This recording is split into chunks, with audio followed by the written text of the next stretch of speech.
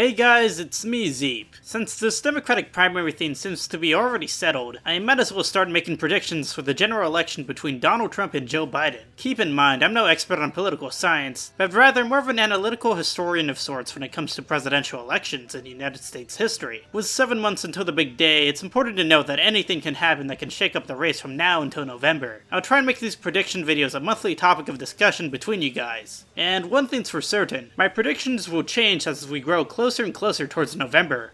So right here we have an election map provided by the website 270 to Win, with the toss-up states not filled in. Let's predict from the east to west coast, shall we? So according to a very vocal group on Twitter, Joe Biden is deemed to lose the 2020 general election primary to Donald Trump, and that's a shoo-in. Well, if we're being quite honest, let's look at the poll data. Joe Biden at this point in the race is stronger than Hillary Clinton was during the 2016 election. And don't get me wrong, that can certainly change. Election campaigns are nasty and people should take predictions from April with a grain of salt. But what I'm trying to say here is that Joe Biden is a stronger candidate, more so than what one might think despite what leftist Twitter may suggest. Biden is currently leading in general election polls, and according to the RCP average, is ahead of the president by an average of 5.5 points. Although Biden seems to be ahead in the nation's popular consciousness, the election is determined by the Electoral College, not the popular vote. Without the toss-ups filled in, Biden is left with 228 electoral votes, as opposed to Trump's 163. 270 is needed to win. In 2016, a slew of these states were decided by a margin of less than 1 point, some of them more so. For New Hampshire and all of Maine, I see them tilting in Joe Biden's column. Once again, Biden is just a stronger candidate than Clinton. He appeals more broadly toward our white working class and African Americans, which makes a case for a strong coalition come November. However, although he is sure to bring out African American turnout, judging by the primaries, I don't see him doing too well in the Sun Belt, most notably in the South. Georgia is not going blue come this election. It'll go red again, and I'd go as far to say that Florida will join the status as well. People argue that changing demographics will change this, but honestly, I don't see the possibility of Georgia turning blue until probably 2024. Trump has a loyal base, and judging by the polls, a strong hold of the base will encourage turnout by the Republicans, assuming that America turns back to normal in the coming months. That is a big if. Look at the 2018 Senate and governor races in Florida. The GOP did well. I also see Trump winning a narrow victory in North Carolina, with conservatives bringing out the vote.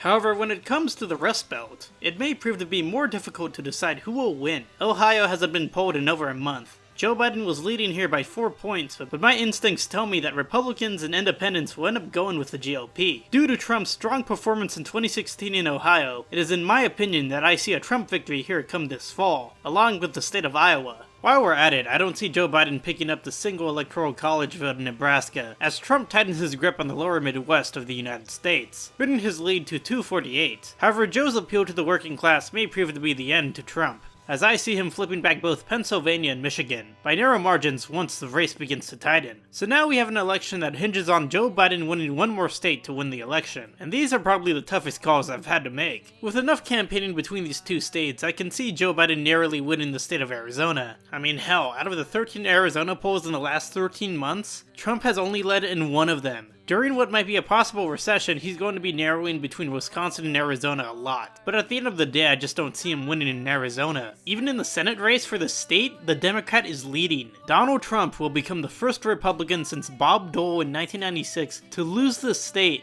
if something doesn't change, thus making Joe Biden the victor in the 2020 race. However, since we're here, let's also decide Wisconsin. It's a more conservative electorate in comparison to Michigan and Pennsylvania. My gut is telling me to hand it over to the GOP. So there you have it, a race decided by essentially one state. But that isn't the end of the discussion. Tell me what your predictions are. Whether or not I'm wrong, call me smart or stupid, go wild. The comment area should be an arena of discussion. Make sure to like, comment, and share with your friends. And I'll see you in the next one.